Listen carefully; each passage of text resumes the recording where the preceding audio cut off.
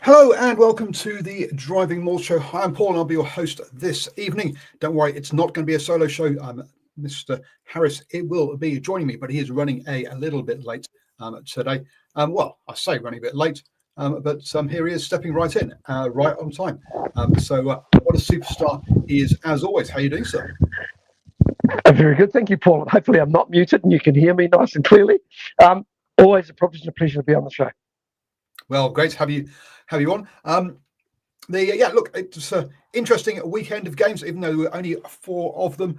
So we will be getting through obviously the Super Rugby action this tonight. But before we get there are a couple of other little sort of news items that we should have a little chat about. Look, I know we don't cover off on the women's game because we just don't follow it closely enough. But I wanted to give people the heads up that we have got the Pac 4 is on at the moment. So we've already had a few games with the USA losing to Canada 14-26, and last weekend Australia being beaten by New Zealand 12-38. Australia did have a warm-up game where they beat Fiji 7-43 as well. So action happening in the women's side of the game upcoming this weekend. Japan are playing Kazakhstan, as well as New Zealand hosting Canada, and Australia hosting the USA. So in the 4-pack series, or Pac 4 series, sorry. So that is well underway right now. That's going to be a double header between Kazakhstan and Hong Kong. They're playing each other again next Tuesday, so a week tomorrow, as well on that one. On the I did notice something on the BBC site, which was questioning about, is it time for a change in the Women's Six Nations? So the Women's Six Nations are made up of the same teams as the Men's Six Nations, so England, France, Wales, Scotland, Ireland, and Italy. And they pulled a table together of the of basically the results from 2022 to 2025. So over 4 years there. Over that time, over the 4 years, England have won 20 games and lost 0. France have won 16 and lost 4. And then the other 4 teams, so Wales, Scotland, and Italy, they've all each won 6, drawn 0, and lost 14 on that one. So, clearly there is a big gap between the top 2 and the rest in that competition. And look, whilst the women's game is definitely heading in the right direction, or has definitely progressed. Whether it's the right direction or not, I guess that's maybe I'm not the right one to say that, but it definitely has progressed over recent years with that introduction of the Pac 4, with the X15, the cross tournament every winter between the Northern Hemisphere and the European sides and the Southern Hemisphere sides into 3 different levels. So things are definitely heading up with that one,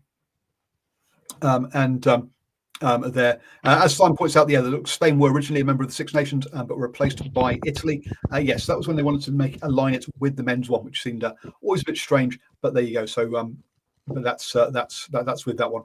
But as Simon says, the World of Rugby needs to keep its investment up.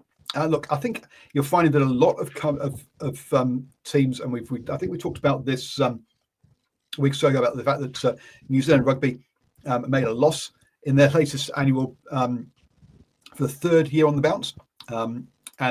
Look, a lot of countries have about, so I guess, pre-COVID were like, yeah, let's get into women's rugby, let's start investing there, and then since pre-COVID. None of the countries, well, except probably France, maybe Japan, have got their finances in order, when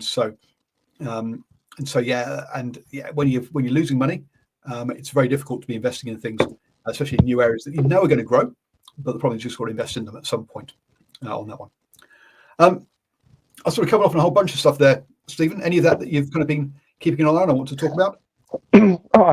Listen, I think if we saw the result the weekend with the Black Ferns, they were pushed pretty hard by Australia, and listen, I think that was great to see. 38-12, the final scoreline, but and that was after what was it at half time? It was So 19-0 at half-time, final score 38-12. But Australia could have scored a couple of other tries, so it could have been a lot closer than the final score. But we just slowly start to see a bit of improvement. So yeah, so it's good to see that that one, and of course when we are talking about the Ruby Tui and Portia Woodman kind of post era as well. Portia is in the squad, but she wasn't in the match day 23 at the weekend. So yeah, so it's a bit of a transition or evolution, maybe rather than transition period for the Black Ferns at the moment. So, but yeah, good for them heading in the right direction, because yeah, Rugby World Cup later this year as well on the women's side of things. Nocturnal Rice is asking what's up with the title. Yes, so the title of the show was have the Chiefs lost their mojo, and that was kind of what I was thinking as we came into last weekend's game. So that's why I kind of put that question up there, because hey, I think we got an answer at the weekend, and we'll get onto that when we talk about the games. The Hurricanes, look, they had a bye at the weekend, and apparently it came at the right time because COVID-19 apparently ripped through the side, and several players and coaches were all out of action at the beginning of last week. Apparently, luckily, people are all sort of on the comeback, and so it shouldn't impact them too much. But yeah, for anyone who thinks that that COVID-19 has kind of disappeared or didn't exist, no, it still exists, just like flu exists as well. And flu goes through teams as well at times, as to other things. But yes, sounds like the Hurricanes dodged a bullet there, Stephen. Yeah, very much so. Talk about the good timing, if you know what I mean. If ever you were going to pick for the majority of the team to be ill, definitely going to be on a bye week, but important that they get back on the horse this weekend. Absolutely. Now, there are a number of injuries at the weekend. I guess will be part of the news, but I think we'll cover off on those, each of those, as we sort of talk about the games. Any other kind of bits of news that you saw that before we dive into the games? Yeah, I just want to quickly touch on the Under-20 Rugby Championship. New Zealand going back to back after a 48-45 win against South Africa this morning. Just you got to say, probably almost this was played at Nelson Mandela Bay Stadium. You got to say maybe defence was a bit of an option. The South Africans got out to a big lead by 19 points to nil. New Zealand team actually worked their way back into the lead. Once they got in front, they didn't relinquish that lead, but they had to play the last 10 minutes with one of their players being sent off for a red card. The open side flanker Woodley was sent off, and then they lost another player, Baker, right at the end. So they had to hang on by the skin of their teeth against South Africa, but it was enough to see them through and to win the title. Australia were the leading team going into that last game on the back of a 40-36 win over Argentina, and once again another close game. So New Zealand finishing on top of the table with 3 games, 2 wins, and the 1 draw against Australia in round 1. Australia in second place in 10 points. South Africa in third place on 6 points. They're a tad disappointed with their performance given they're the hosts, and Argentina failing to register a win in this game. Although competitive against both South Africa and Australia, they were heavily beaten in the second round by New Zealand. But congratulations to New Zealand. I quite, whilst they conceded a lot of points, I did like the shape and the way that they actually played the game. But I think at that level, exuberance, trying to play your own rugby inside your own 22 after you've scored points, I think a lot of these youngsters will learn once you go to another level. From the kickoff, you get out of the red zone and you defend. Is this a new tournament? No, this is the second year. The under 20. Okay, all right. So that's yes. Okay, it is a new tournament. It's only 2 years old. Sorry, I mean, I was going to say I didn't think this was. If I remember, it's pretty much taken over from. There used to be a a quadrangular tournament played on the Gold Coast, and that was just basically a warm up for the World Cup, and usually it was by invitation only. There was sort of New Zealand. It was only actually New Zealand, Australia, and back in the day I think it was Fiji. So it's good. Generally a couple of Pacific nations, but so this is actually a new, basically copying the senior side structure of the tournament. We've had under 20s, 6 nations for a long time now, for many years. So so this sounds like catching up, putting that kind of structure in place. But it is a shame that your Fiji, Samoas, and Tongas do miss out on this one. Yeah, absolutely. So I don't think it's going to be very difficult for them to improve it unless there's some sort of promotion relegation or you bring more sides into it.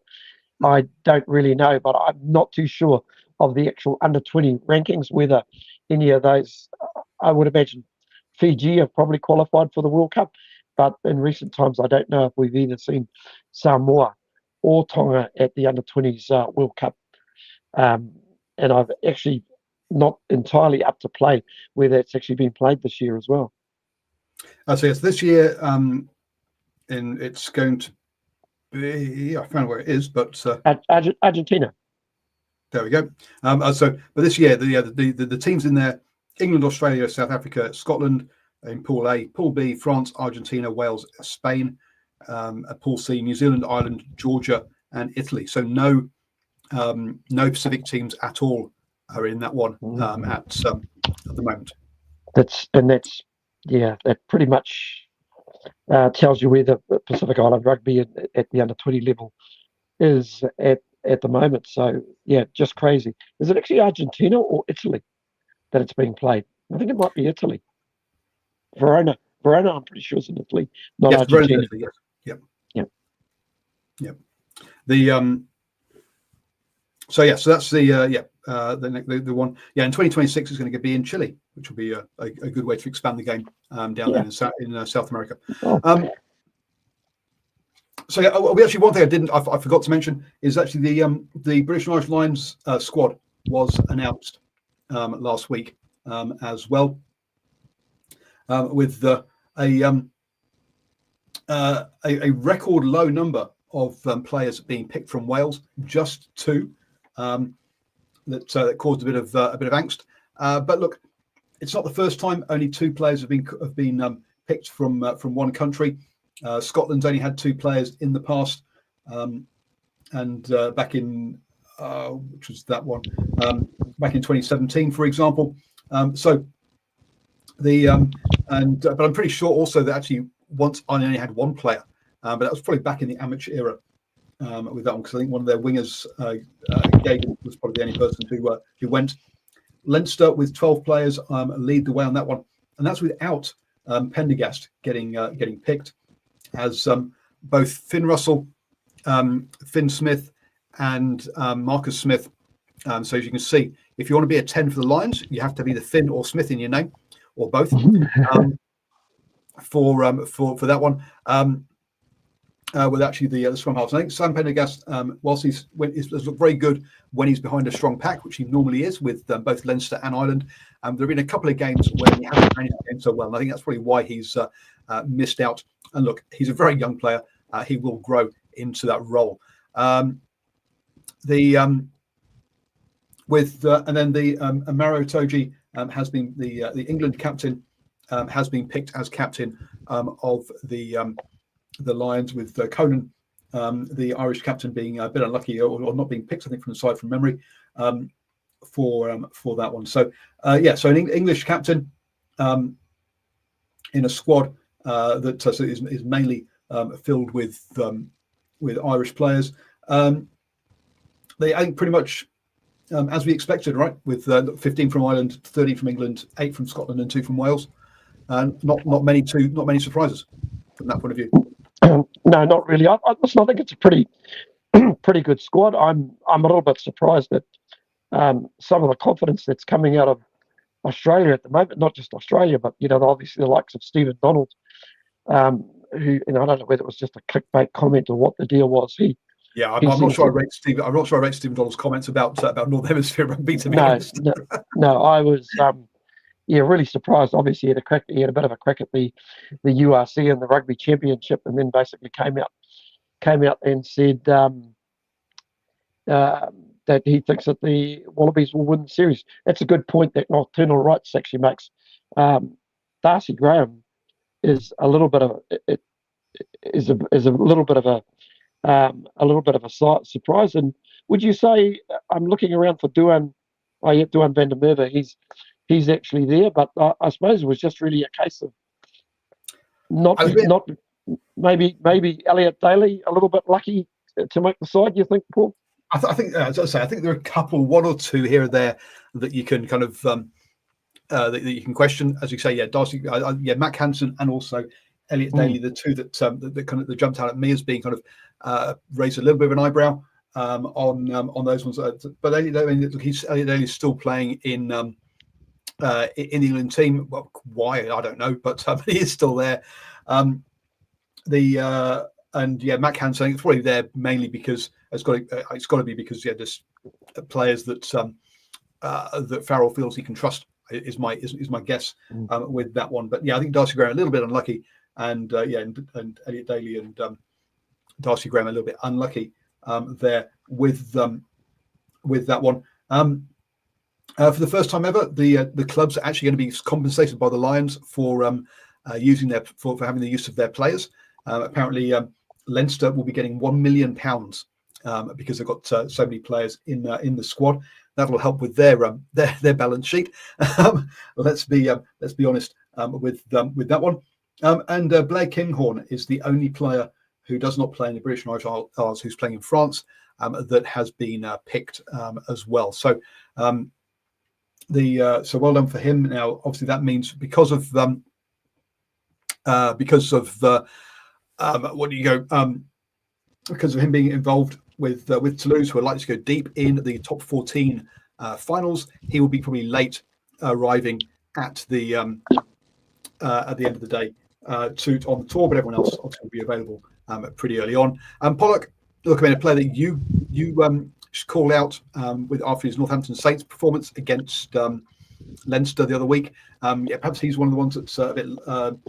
I wouldn't say necessarily a major surprise, but doesn't have the experience of some other players who's got on there. So that's I guess that's perhaps be one of the few there that maybe a bit not a surprise because of the form, but a surprise because he probably at the beginning of the season he would not have been on many people's lists to be in that squad.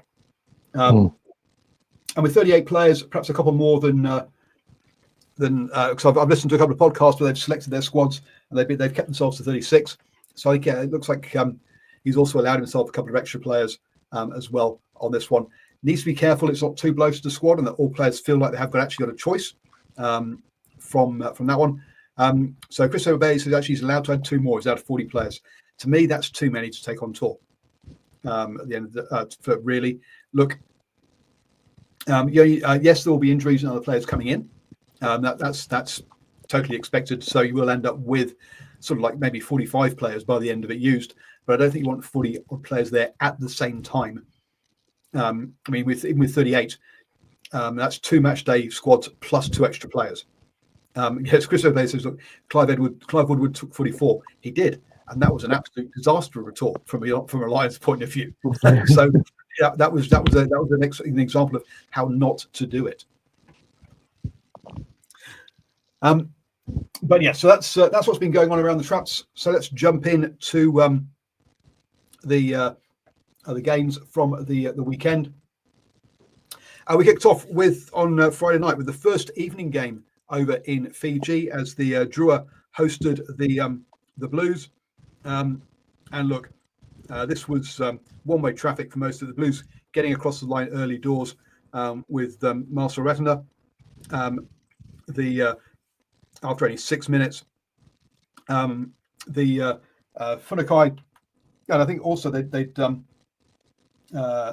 actually already had they already dropped the ball over the line from a line out north. I mean, they could have scored even earlier than that one. And by half time, it was 22-0, 0-22, with the Blues fully in control of this one. I'm not really sure there is much to Blues the Druid kryptonite. Look, I think Druid is having a bad season. Full stop, really.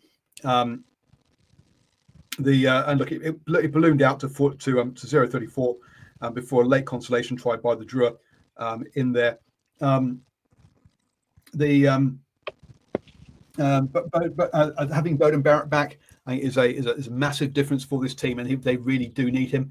I understand that rugby is supposed to be a team game, but as you remember, though, they once said in a pre-game talk, remember, boys, it's a team game. The 14 of you pass the ball to Lomo. It's that. So it feels a bit like that with Blues when you got Barrett there. It's like give it to Barrett and let him decide what happens, because look, his little crazy little Grubbuth round that he went to collect and then passed off to Forbes try was amazing. It was an amazing piece of skill for that one. So yes, it was a good performance by the Blues. Okay, when the Drua have kept to one offload and the Blues score 6, the Drua are just not playing their style of rugby at the moment. Yeah, it's a bit of a struggle for them. They're a disappointment for me that Mason Tupaia didn't score a try for the Blues, because that meant all the props for the Blues would have touched down on the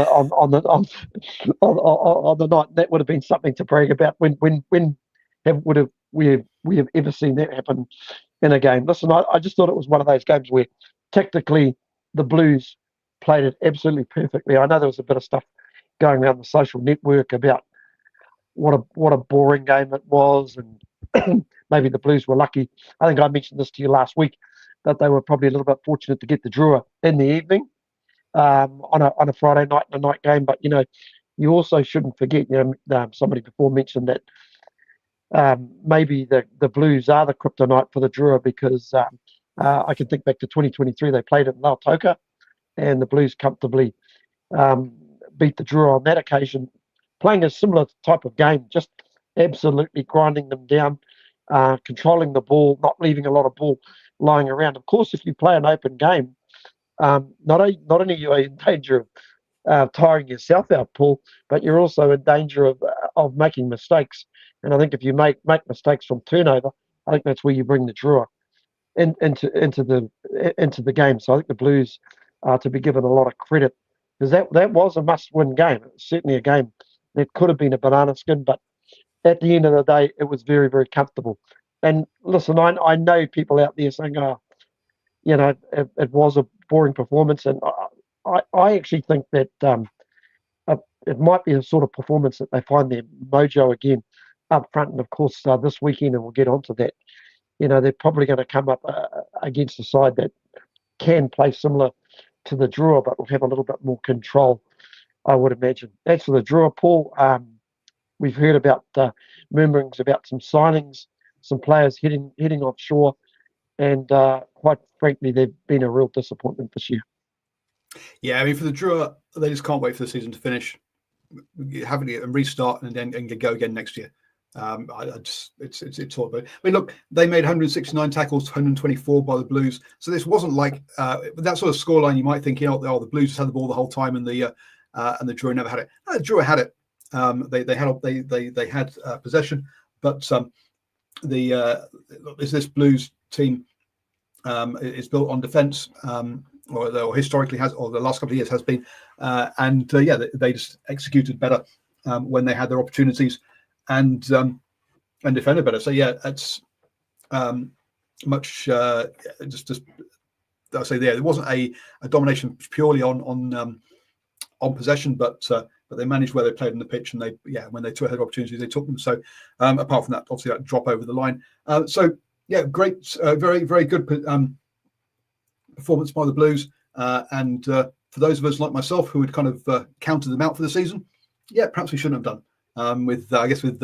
With 6 teams out of 11 making it through the finals, anything's possible, except for the Drua, I'm afraid. Moving on then. We had a much more interesting game with the Waratahs taking on the Reds. Now this one, when it kicked off, the opening part of it, both sides just decided to turn the ball over to each other, so initially it was bang bang bang backwards for neither side seemed to be able to hold on to that ball. But once they managed to do so, the Tars started off with a bit of a bang, getting themselves 2 tries and a 14-0 lead. McDermott doing it himself. McDermott then doing himself in the back of a scrum, got the Blues back into it, and yellow cards were going to play a part in this one, and both went into the bin on 31 minutes. The Reds took advantage of that by scoring a try and evening things up at 14-all at half time. Unfortunately, after the yellow card, also we saw one of the sort of big injuries of this weekend, with Joseph Suolii going off the pitch. So a shame there for the Waratahs. I've not heard as to how long he's going to be out for, whether he'll be back again, whether it's just a small niggle or something. But yes, say one of the big injuries for one of the big name players getting injured this weekend. After half time, the Reds got their own yellow card, but the Waratahs took advantage with Topu, the Tongan Thor bashing over for a try. He though then went from the winner to sinner, as Head Clash saw him yellow carded for the 3rd yellow card of the game, and that the Reds took advantage of that period while he was off, scoring 2 tries to give themselves a 21-28 victory in this one, and with some nice offloads and some nice play for that last try of theirs. The other one was a maul over a line-out maul try with that one. So look, one of the things that's been criticised about the Reds is they can't win on the road. So yeah, really important victory for them over the Waratahs with this one. A coming from behind win as well, as they trailed twice in this game but managed to pull out the win. Yeah, and great bit of skill from Filippo Delgunu with the cross kick to pick up Lockie Anderson, who scored in the corner. I see Rugby Ramble, does Tupou even get selected this year? Yeah, I actually think he does, because man, he's a dominant figure and he can scrum. Obviously, his fitness is an issue, but boy, he's just the guy. He's just the guy. He can carry very well. We know he can scrum. He ticks a lot of boxes. Just that fitness issue is the issue for Taniela Tupou. And he also brings experience as well now. I mean, he's not an inexperienced player anymore. 100%. That'll be. I'm pretty sure that the British and Irish Lions will back themselves in that particular area. Just on the Waratahs, you go 14-0 up. That's a heck of a start, but you don't take advantage of it. And I think their coaching staff will be really disappointed. Disappointed to concede 2 late tries, one at the end of the first half, and obviously the biggie right at the end of the match. Those are just real key moments, and sometimes it's about playing the game in the right place. And there are times they just gave away really, really silly penalties to give the Reds a little bit of a leg up and stay in the game. I thought at 21-all it was reasonably balanced, and if the crazy thing about it, they had almost managed their way with Tupou off the field, and it was just really in that last minute, once again from a turnover, not actually being able to take care of the high kick, and then the opportunity basically opened itself up. And I must admit, the Reds are very blessed with their 2 halfbacks, and Tate McDermott and also Kalani Thomas. I thought he was great value when he came on. Best game this year, also I've got to say, from Fraser McFreight as well. I think that's probably the most dominant game I've seen him play this year. It's fair to say he's probably lived in the shadow of Tizano a little bit during this 2025 season. So, frustrating for the Waratahs, but good for the Reds. So they've definitely given themselves an opportunity with a couple of rounds to push their claims further up the table. Yeah, absolutely. And on the Suolii one, just a quick look up. And look, he did go off on the cart with a neck brace on, so it looked very bad.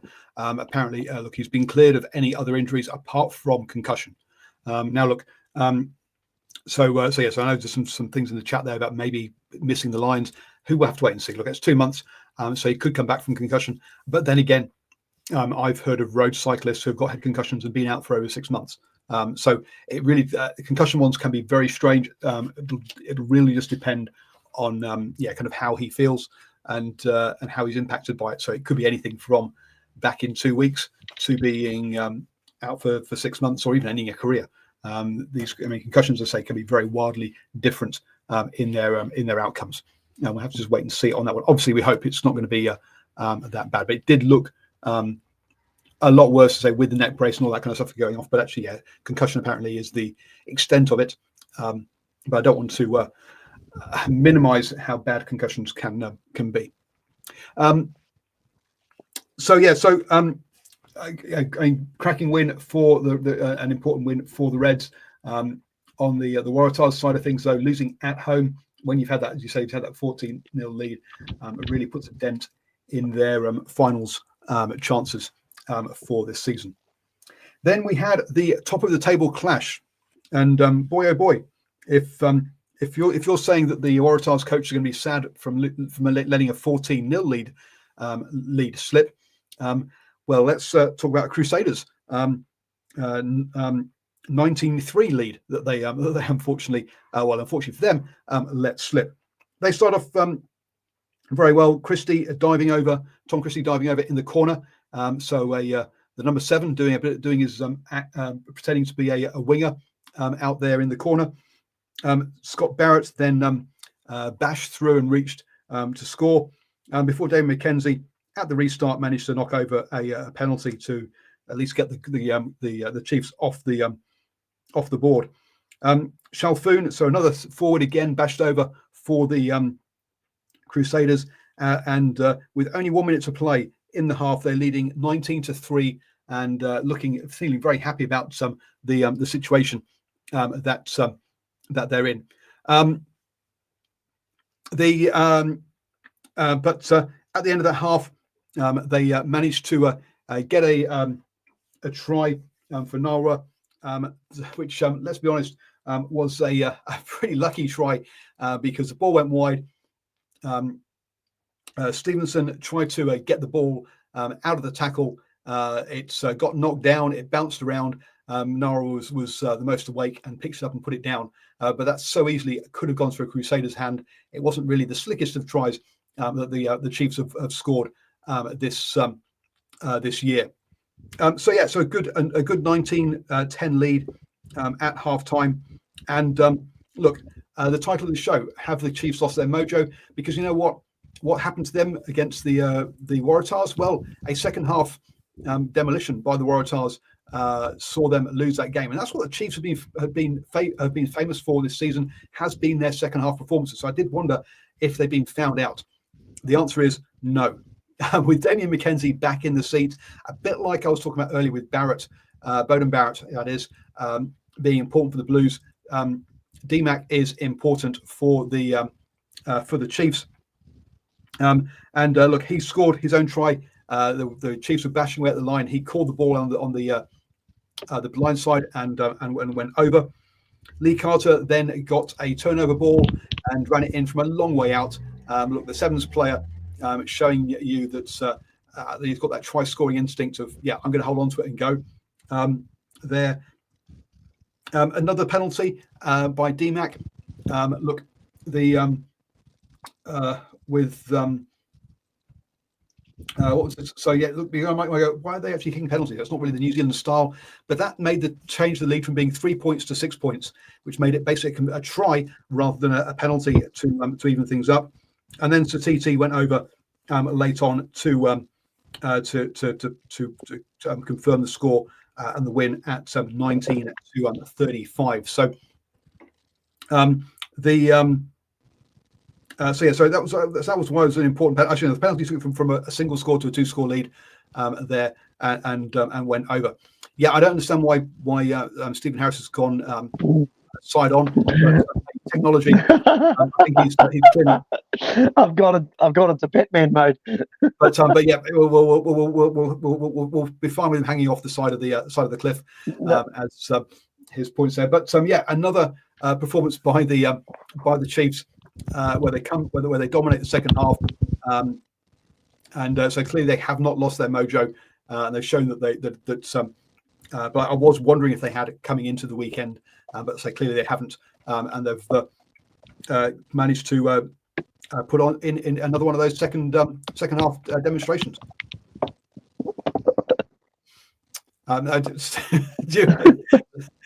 So, and your thoughts from the game, Stephen? Well, from very much my sideways perspective, I was going to say, once again, key moment just before halftime. Shelfern scores, converted by Ray Hunter from the kickoff. There's an obstruction, and the opportunities opened up for the Chiefs, where I think it had gone in with that 19-3 lead, and then straight after halftime, bang bang, two tries in the space of 5 minutes. And I just think the Crusaders were mentally gone after that, and they just couldn't get themselves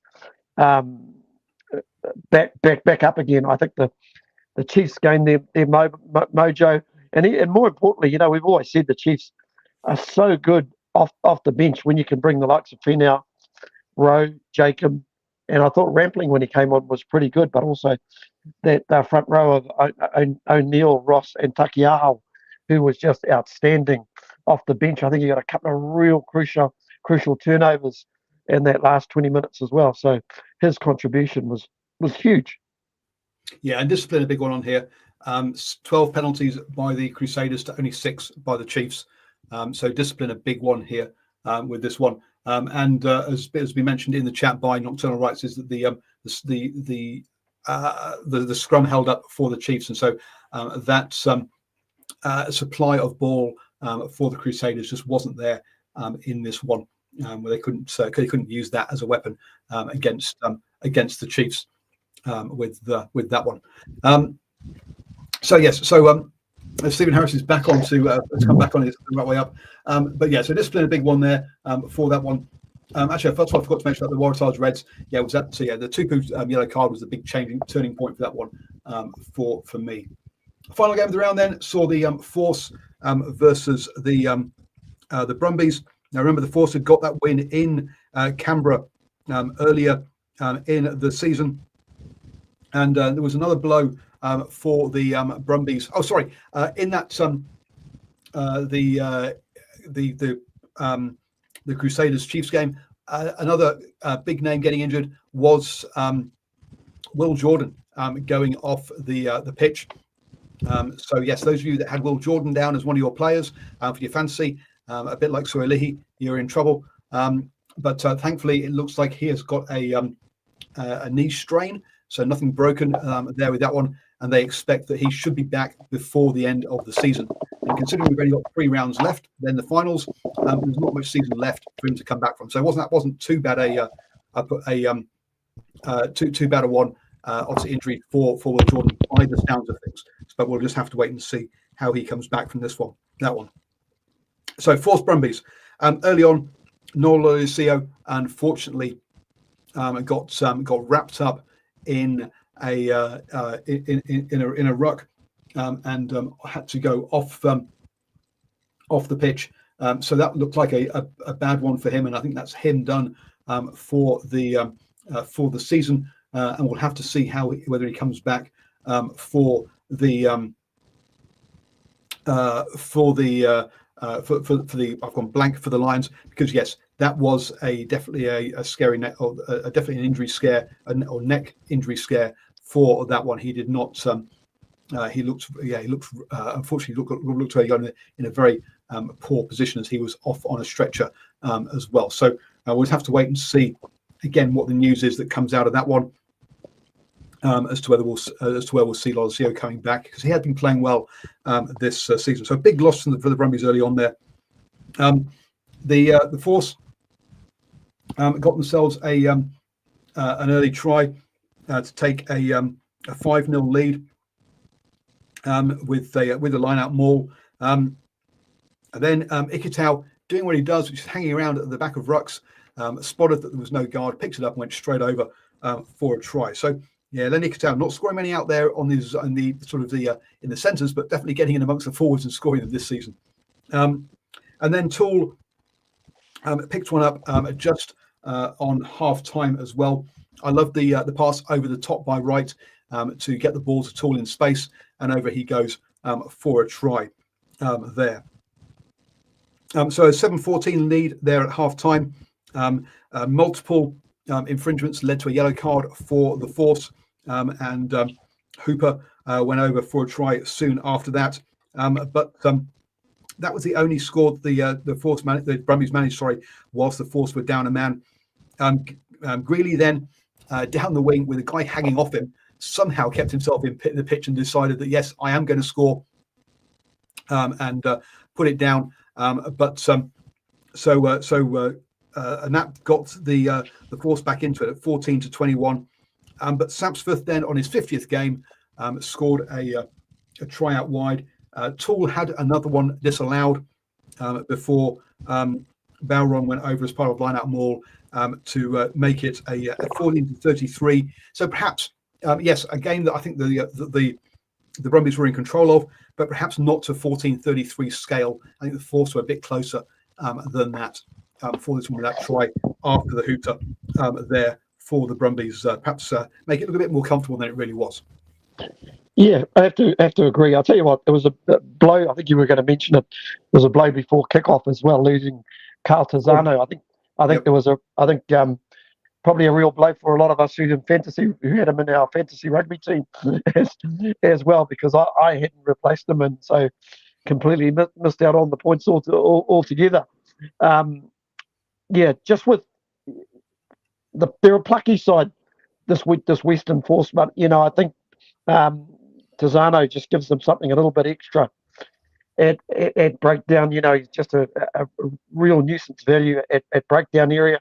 And I think also what's being shown is probably just their depth as well. They've had to roll this pretty much the same 15 out for games that they've really needed to win over the last few weeks. And I just think it might be just starting to tell a wee bit, Paul. But on saying that, big ups to that locking combination of Williams and Swain. I'll tell you what, they've pretty much got their line out work down pat, haven't they?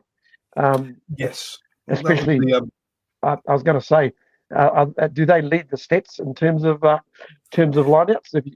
So this one, the Force won 12 lineouts, the Brumbies won 13, but the Force lost one lineout. The Brumbies lost 5.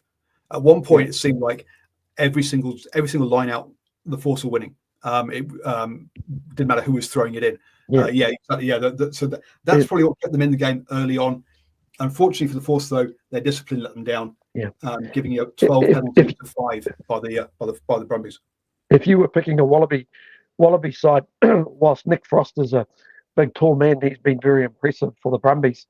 Darcy Swain has really played some very good rugby in 2025 of Super Rugby Pacific. At the end of the day, the Brumbies showing that winning on the road is not an issue for them, and that win just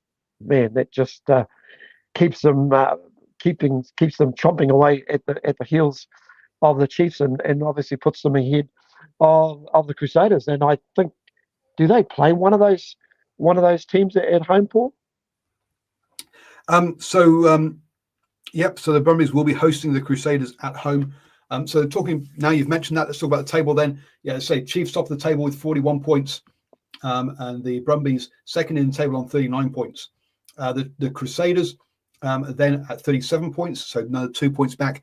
But the Crusaders have played one less game, so they will play one more game than the other two above them, which if they got a try bonus point, would put them top of the table. So it's still in the Crusaders' hands. But as you say, the Crusaders do have to go to the. They have to host the Highlanders. They have to go to the Waratahs. We saw what the Waratahs did to the Chiefs the other weekend. They have to host the Highlanders and then go to the Brumbies in their final game of the season. So, whilst it is in their hands, that last game of the that last game of the last weekend of the Brumbies hosting the Crusaders is looking like an absolute cracker. There's a bit of a gap then back to the Reds, who are 5 points back on 32 points, who have got a nice 5-point lead over the Blues, who are on 27, and the Reds have played one less game than the Blues as well. So again, they could pull away. Yep. The Blues are only 1 point ahead of the Hurricanes. With the Hurricanes, the Hurricanes have played one less game, so they can jump over them. As can the Moana Pacifica, who are on 24 points. So at the moment, whilst the Blues do sit in the top 6, it's not in their hands, depending on other results. The Tars, though, on 22 points, are now 4 points off the top 6. The Force also on 22 points, but the Force have played an extra game, so it's a long way back for the Force. And I think we can discount the Highlanders now on 18, who are 8 points off the playoffs, and the Fijian Drua on 15 points. Yeah, I'd go along with that, Paul, and probably going into good segue into this weekend. You'll probably find after this weekend there'll probably be some sides that will either be there or not, and you're probably talking about the likes of the Force, probably Moana versus the Blues, teams like that. Just on the Brumbies, probably the only concern, as previously stated before, is that injury to Noah Lolesio. All of a sudden, Declan Meredith becomes the playmaker for this Brumbies team. So it's certainly going to be a big ask. But I'll tell you what, if they can finish second, they could go quite deep. They could go quite deep into the finals. Oh, absolutely! Yeah, home advantage would be massive for them if they can get that. But yes, I'll say that's that. So at the moment, in that top 6, I'll say the Blues are there, but it's not in their hands. So in some ways, the top 6 is Chiefs, Brumbies, Crusaders, Reds, Hurricanes, and Moana Pacifica. Okay, but it depends on results. As you've mentioned, though, there are some big ones this weekend. Hurricanes versus the Highlanders. Not so much there, but the Waratahs versus the Crusaders. So the Waratahs are definitely playing for their lives there. Rugby Rumble says, how far away is Debrasini? Yeah, Debrasini could come back and make his way into the Wallabies if he performed well for the Brumbies at this point. I don't know where he's at that. I've got no idea, to be honest with you, on that one. The Drua then versus the Force. Look, I think they're both really out of it. But Moana Pacifica versus the Blues, that is a massive game for that one. And then also the Brumbies versus the Reds. Again, a big game there, because if the Reds lose that, then they start slipping down and might have to start looking behind them. Whereas if they win that, then they could be looking at top 3 and potentially a home first round, depending on how their other results go. So, yes, a couple of, especially on the sort of games on the Saturday. The games on the Saturday. Those 2 last games really are going to play a big part in what happens in the finals coming up with that one. Simon Hughes says he saw an idea about having a Super Rugby team in America. Look, maybe Hawaii, but yeah, still seems like a bad idea. We've seen what happens when you expand Super Rugby without any plan. It goes to pot. So yes, how about actually having a long-term plan first and then decide how you're going to expand? Would be kind of a nice idea, in my opinion. What about Argentina? Well, I mean, hey, if you're going to do the US, if you're going to do mainland USA, then Argentina's in the same time zone. So who cares? So yeah, there's not much difference from that point of view. So prediction time then. Hurricanes versus the Highlanders. The TAB have the Hurricanes as heavy favourites at $1.18, actually the strongest favourites of the weekend, and the Highlanders on $4.50. Hurricanes. Yep, I think the Hurricanes all day there. Yes, sure, they've had COVID, which hasn't helped them, but will be interesting to see if they continue with Love at 10, or if Brett Cameron comes back in after playing a couple of club games. He could come back in at 10 and Love could go back to 15. It'll be interesting to see if they change a winning formula or how they go about that one. For the Highlanders, it was mentioned earlier that Sam Gilbert is heading overseas after this one. He'll be a big loss for them. Look, is he an All Black? No, he's not, but he is a regular starter who can play several positions in that back line, and has been a constant presence for them for the past couple of years. So yeah, real shame to be losing someone like Sam Gilbert for the Highlanders. He's the kind of player that that you kind of want to build your club around, or becomes kind of like a long-term club player. But a shame that he's leaving. Next up, then, the Waratahs versus the Crusaders. The Waratahs at $3, the Crusaders at $1.35. So, Stephen, the Waratahs turned over the Chiefs at home the other week. What do you think of the chances against the Crusaders? Listen, Suali's going to be a heck of a loss for the Waratahs.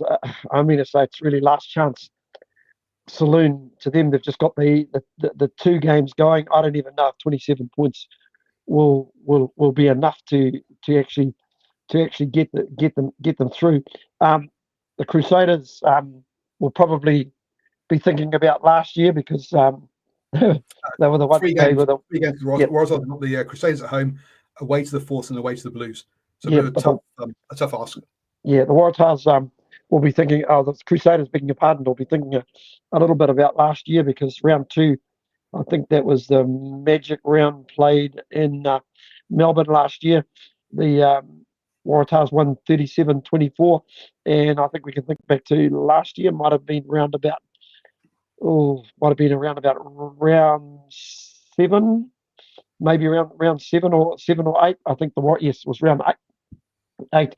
The Waratahs beat the Crusaders 43-40 in the very last minute. In fact, there was actually extra time. Will Harrison drop kick that goal. You mean the Waratahs last year, who won only 2 games? Who beat the Crusaders both home and away? Yep, both home and away. So I think that might be sticking in the craw a little bit with the Crusaders. So I'll pick the Crusaders to win this weekend. Yeah, look, I think they will do. But look, again, with Kemmerer out, I mean, Rivers Reihana had a decent game at the weekend, but yeah, it'll be interesting. Look, they've lost a key man at 10. Now that Kemmerer was definitely not as influential as Dave McKenzie or Bowden Barrett are for the Chiefs and the Blues, but was a glue, part of the glue for that team. So yeah, Rivers Reihana coming back has only just come back from injury, hasn't got much game time under his belt. So it'll be interesting to see how obviously he's leading that team into that game. But yeah, the Crusaders have been playing very well. It took a good Chiefs side to take them down. So I think they'll go into that one. They should win that one. Next up, then, the Drua versus the Force. The Drua $1.45 favourites. The Force at $2.60. Look, this is a tough one, isn't it? Look, the Drua are having a terrible season this year. The Force have shown they can travel. When they went and beat the Brumbies away from home. If Tizano is available, then look, I think they're a really good shout here. To be honest, I think it's closer than $1.45 to $2.60. If he's not there, then perhaps not. I think he's a big influence on this team. Look, this if he's not there, then I think this should be a rare highlight for the Drua in what's been a real poor season for them. Yeah, it hasn't been great, Paul.